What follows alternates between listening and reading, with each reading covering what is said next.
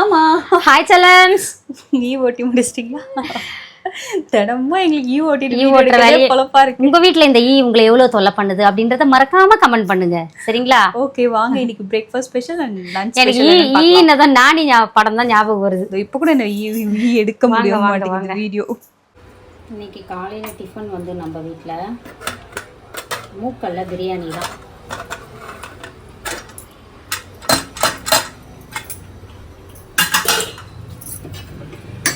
சூப்பரான இது மூக்கல்ல பிரியாணி, நல்லா உதிரி உதிரியாக வந்திருக்கு பாருங்க. நல்லா இருக்கா? செம்மையாக இருக்கு மம்மி. இதுதான் காலையில் நம்ம வீட்டு ஸ்பெஷல். ஹெல்தியும் கூட மூக்கடலில் சாப்பிட்றது. அதுக்கப்புறம் பார்த்தீங்கன்னா அவிச்ச முட்டை. நேற்று நைட்டு தக்காளி சாதம் சாப்பிடணும் போல் இருக்குன்னு சொன்னேன். அதுதான் இன்றைக்கி காலையில் வந்து மூக்கடலை ஊற வச்சு சத்தான ஒரு மூக்கடலை பிரியாணி நம்ம வீட்டு அரிசியில் தான் செய்திருக்கேன். ரொம்ப ருசியாக இருக்கும் இது. ஆமா. அப்புறம் மதியத்துக்கு சூடான மாம்பழம், ரசம், நம்மளோட நம்மாழ்வார் இயற்கை சந்தை பொடியை போட்டு வச்ச சூப்பரான ரசம். அதுக்கப்புறம் பார்த்தீங்கன்னா சுட சுட சோறு. இன்னைக்கு சமைச்சது நம்ம வர்ஷா குட்டி. முக்கியமாக அதை சொல்லணும், ஏன்னா வர்ஷா குட்டிக்கு வந்து ஸ்டடி ஹாலிடேஸ் விட்டுருக்காங்க, அதனால நம்மளுக்கு சமைச்சு கொடுக்குறாங்க டேஸ்ட்டாக. அதுக்கப்புறம் பார்த்தீங்கன்னா சூப்பரான ஒரு மீன் குழம்பு.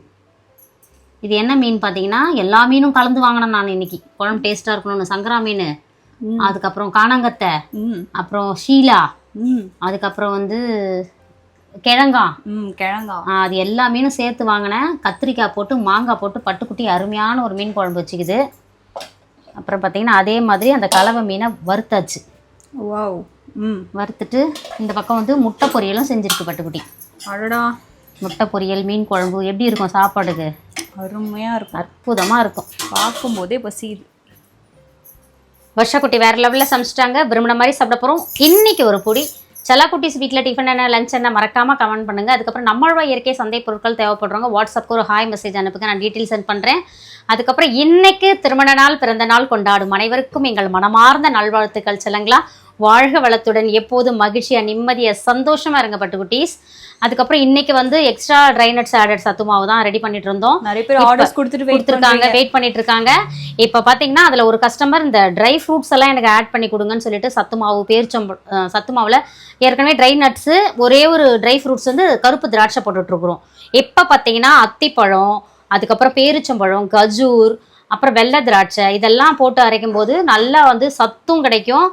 இந்த மலச்சிக்கல் பிரச்சனை இருக்குது பார்த்தீங்களா, அவங்களுக்கு எல்லாம் ஒரு நல்ல இது நைட்டில் ஒரு டம்ளர் நல்ல பாலில், சூடான பாலில் இந்த சத்து மாவு கலந்து ஒரு டம்ளர் ஒரு ஸ்பூன் கலந்து குடிச்சிட்டு படுத்திங்கன்னா காலையில் ஒரு நிம்மதியாக இருக்கும்.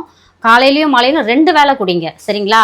நம்மளோட சத்து மாவு வழக்கமாக சொல்கிறது தான் 6 மாதம் குழந்தையிலேருந்து வயசானவங்க வரைக்கும் ஆண் பெண் 2 பேரும் எடுத்துக்கலாம்.